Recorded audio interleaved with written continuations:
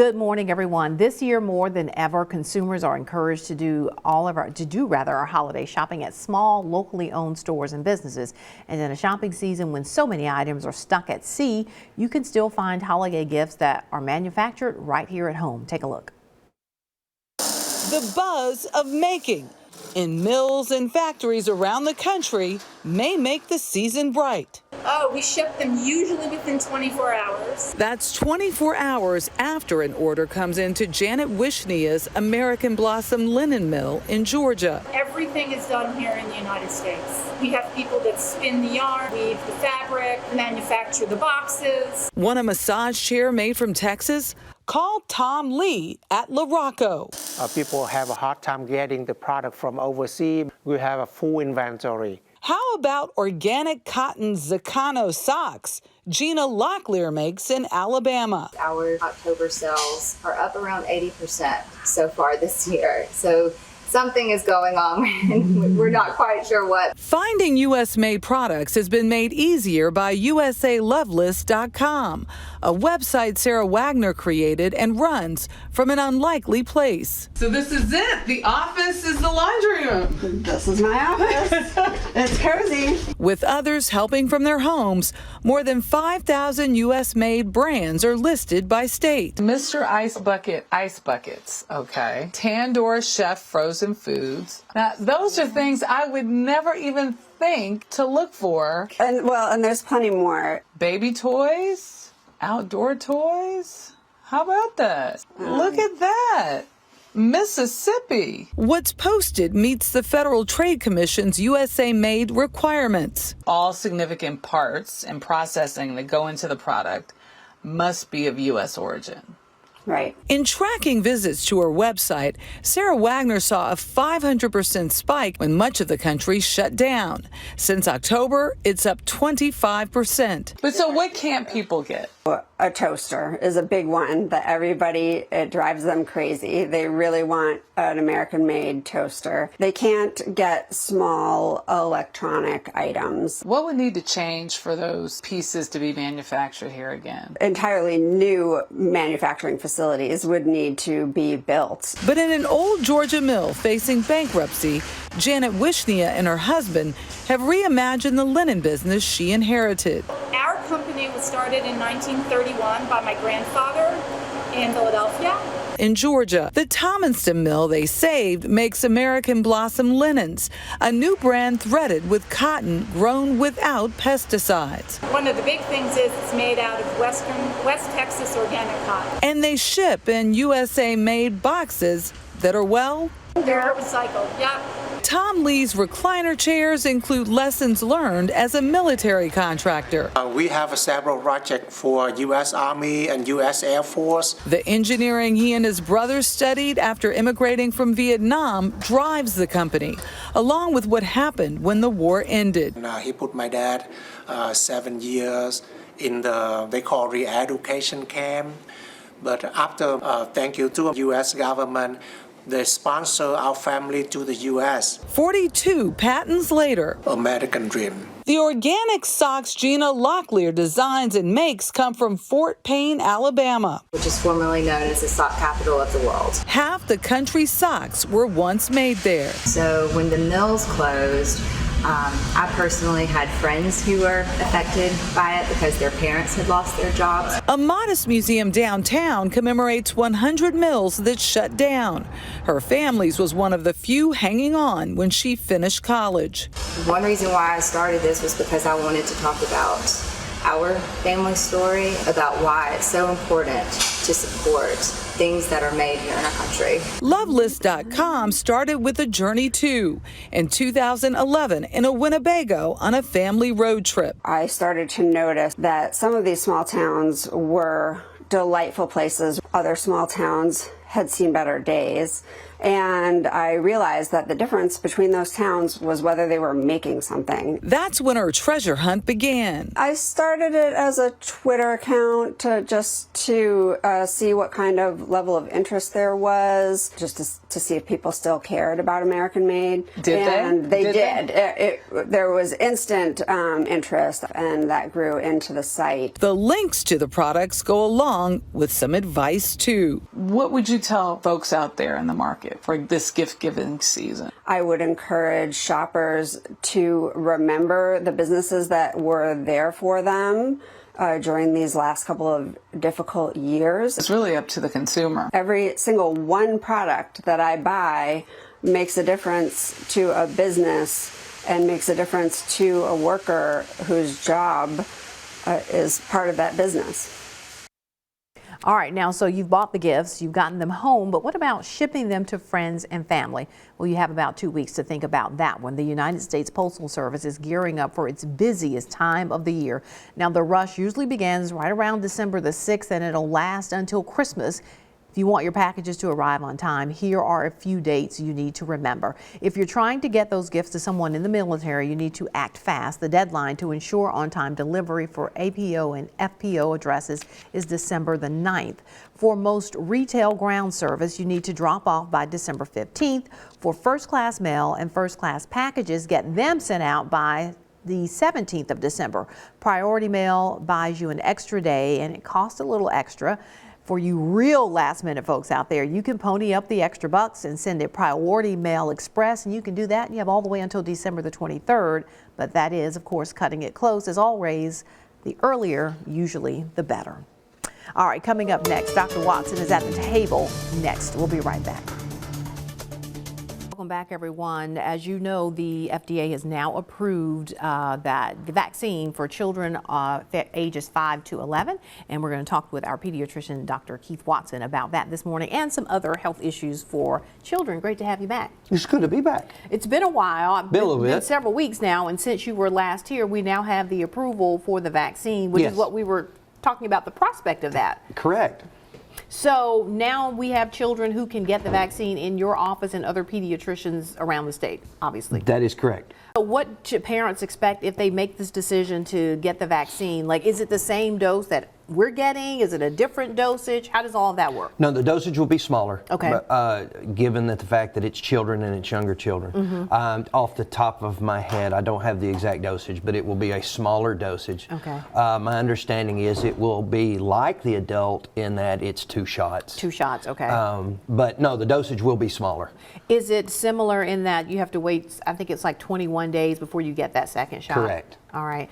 Also similar are going to be the varied symptoms. Some people will have, some children rather, will have no symptoms at all. Some will have soreness. What are you hearing? It's very strange because over the course of the last 18 months we've been giving out the vaccine. I've seen it range from my partner, the pediatrician in the office that works with me with both of his shots, had absolutely nothing. My wife had a sore arm. I had overnight some chills. I felt cold. So very mild symptoms all the way up to, I know nurses at the hospital where I worked that got the shot that were relatively sick, if you want to use that word, with fevers and weakness for a couple of days. Right. So in the teenage group that have been getting the vaccines now, since it was approved down to 12, we're seeing the similar things, some with no symptoms, some with minor, some not feeling great for a day or two. So I expect the same thing with the younger Just children. sort of a variation of symptoms. The second shot, we mentioned that. What about a booster? So children that are ages 5 all the way up to 17, will they require a booster shot? Or can they get a booster shot is what I mean, actually. Booster will be determined by the CDC based upon statistics, the number of COVID cases. I don't know as of yet if a booster is approved for children, because I know at first, the booster from the CDC recommended a booster for people 50 and over or with health risks, high risk healthcare workers like myself, even if you're not over 50, although I'm close. But younger people, it was not yet recommended. Now I think they've come out and said it actually is not a bad idea for everybody, that's to get the exactly right. booster. So I suspect, again, it's a little bit of guess on my part, but I suspect at least initially children will be the first series, meaning the 2 shots, and then a booster from that point on will be based upon the response to the vaccine. The best approach really is to talk with your doctor. The information is evolving, so just talk to your doctor and see what you need to do. I'll ask you this before we end. A lot of people have had apprehensions about the vaccine in general since it first came out and first became available. I am sure parents have some apprehensions. What are you hearing from your parents? What I hear from my parents is just confusion, because there's so many avenues to get information, and it's not always consistent or correct, because you hear various things on TV, and then there's internet where you can look yourself. So my advice to anybody who's contemplating their child getting the shot, if you have questions, do not go onto the internet. Talk to your doctor. That's what we're there for. Internet, including social media. Internet, including social media. If you've got questions about the vaccine, talk to your child's doctor or your doctor to get real statistics and real answers so that you can make a good informed decision about whether you want to get the vaccine or not. Informed decisions, that's the most important thing. Informed decisions. All right, great to see you, and happy holidays to you. Happy holidays. Merry Christmas. All right, stay with us, everyone. We'll be right back. All right, we're back. It is hard to believe, but it has been 50 years since Soul Train hit the airwaves, and I used to beg to stay up on Saturday nights to watch it. Jerika Duncan looks back at the music and dance show that became a cultural phenomenon. Take one. Hi, I'm Don Cornelius, and what you're about to see is a very special program. It started with a vision to celebrate Black artists, Superfly, and Black culture. Soul Train was created, produced, and hosted by the late Don Cornelius, who died in 2012. Welcome aboard. We're going to be dealing some good feeling your way for the next 60 minutes. Before his death, he talked about the power of his program. It was overnight hot. Almost in minutes, every black person in town knew about it. Not because it was such a wonderful show, but because it was theirs. This year marks 50 years since the groundbreaking show debuted nationwide. That man had foresight. He came up with something for us, by us, with us. The 2018 Soul Train Award! For the 4th consecutive year, actresses Tashina Arnold and Tisha Campbell will be hosting the BET Soul Train Music Awards from the iconic Apollo Theater. What comes to mind? Responsibility, awe, and reverence. Grammy Award-winning R&B singer Ashanti is receiving this year's Lady of Soul Award. This is a brand that's been recognizing Black people before it was popular. Absolutely. The bravery in it, the pioneers, the afro and the bell bottoms and the swag. That's us. That's our culture. We're celebrating. Soul Train always had a way of moving with the times, introducing its audience to new genres, including disco, and then rap and hip hop.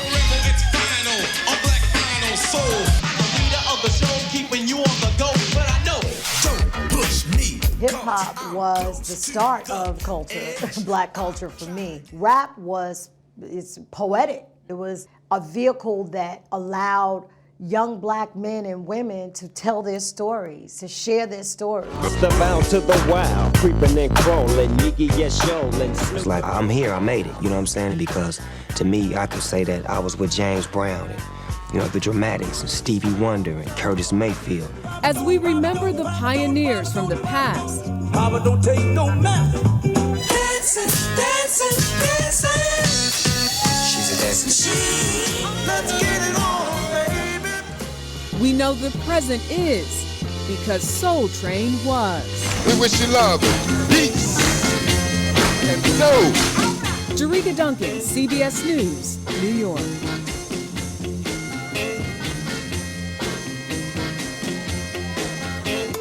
A lot of fun memories there. All right, The show that's trending on HBO has the most unassuming host. A conversation with John Wilson next on Mid Morning. All right, welcome back, everyone. How To with John Wilson is not your typical television show, but as you will see here, well, John Wilson is no ordinary television host. Take a look. Hey, New York. There are countless opportunities to make small talk in a big city. Day after day, the host of HBO's How To with John Wilson roams New York City, filming thousands of moments to put in his show. You can see what the NYPD throws out. Now, come on, you must have hours and hours of dumpster footage. Every dumpster tells a story. Considering the network's vivid cast of characters, Omar Little, and it's either play or get played. Tyrion Lannister, Carrie Bradshaw. Hello, lover. John Wilson knows he's an unlikely star. He says he was as surprised as anyone when his own unassuming persona caught on. I was at a restaurant right after the show premiered, and someone asked me if anyone had ever told me that I look like John Wilson, which was really strange to me because they assumed that I knew who that was. At first, his idea was a tough sell. At one network, they were like, I don't get it, you're the host, but we don't see you. They felt like this was going to waste, is what you're saying. Yeah, but I always thought that I would be the least interesting part. He doesn't sound like a typical TV announcer. Someone told me that they wished that my voice was 2 octaves lower. That's a weird wish for someone else to have. Yeah, but it stuck with me. Wilson features people on the street, captured in unguarded moments. Somebody always invites that one friend that nobody wants there. He sees his show as a kind of nature documentary, like the BBC's Planet Earth. A nice way to begin is by leaving your apartment and trying to find someone. The mouse lemurs have been hibernating. It's time to get busy. You're the David Attenborough telling viewers what they're seeing? I think that might be insulting to David Attenborough. Wilson's approach is a bit more do-it-yourself. Get all dolled up to go out. And then you call a friend to make plans for dinner. He paints his own title cards on newspaper. HBO doesn't have people who can make signs? I'm sure I could have had a title budget if I wanted one, but I'm more interested in the actual, the title as an art object in a way. Well, it's like a warning for viewers or an alert that this show is literally homemade. Yeah, it's a warning. And you're using a special paint called Whiteout. Yeah, so this is really the only thing that HBO bought for the titles was they supplied me with a few bottles of Whiteout. I have to buy my own newspaper. John Wilson grew up on New York's Long Island. Okay, good afternoon. Here we are at the second day of Camp Wilson. Using the family video camera, he turned his average teenage life into what he called the Johnny Show. Hey John, what's up? Hello. I made a movie every single day growing up, It was just so fun to be able to make your friends laugh. He always had an eye for the obscure and the rejected. And sometimes he's the one who's rejected. Turn that on. All right, guys. Unless you guys have a permit, you gotta move along. But where does the private space begin and where does the public space end? Well, the private space starts once you cross those lines. His method is simple. Just keep filming. You feel a little safer when you're holding that camera. Filming is the one thing I don't regret. I regret so many other things that I do, but I never regret filming something. Hi, it's Sean Wilson. I'm here, another internet video tutorial. 10 years ago, he began posting how-to videos online, like how to clean a cast iron pan. And it was basically like a portrait of a friend of mine who didn't clean up after himself. And I just continued to make things in that style because tutorials are a really elastic kind of format. In 2015, he tagged along during the making of a David Byrne documentary called Contemporary Color. Because they had an extra spot in the van. Wilson called his film Temporary Color. It could have been called How to Get a Film Distributed. I don't even think David had approved me to be there. But then after I made the movie, he saw it and he liked it so much that he put it on the DVD, and that was really nice. So do you have strong thoughts about scaffolding? No, not at the moment. Soon, HBO took interest in his how-to videos. The tragedy is that you never really learn how to do the thing that I'm telling you how to do, but you kind of learn something about yourself, hopefully, in the process. Most of us don't speak up when we're dissatisfied. And then things just begin to accumulate until you can't really imagine an alternative. How To with John Wilson premiered in October 2020 to enthusiastic reviews. Its second season just began. Is there something therapeutic about making this show? Yeah. You know, I think the show deals with a lot of personal issues of mine that I hope other people can relate to. Every single episode is kind of this therapy. And very public therapy for you. Yeah, I don't go to actual therapy, so everything in the show is very unprocessed. There's something I really like about that. It kind of helps me cope with the world in a way, and I hope it helps other people cope too. You don't always realize you're in the middle of history until it's over. He's 35 now, and John Wilson has gone from posting pseudo-instructional videos online to learning an unexpected lesson himself: how to become a TV star. Yeah. It's a real Cinderella story. And stay with us. We'll be right back to wrap things up. All right, be sure you stay connected with us. We're on Facebook, Twitter, and Instagram. We'll see you back here next time.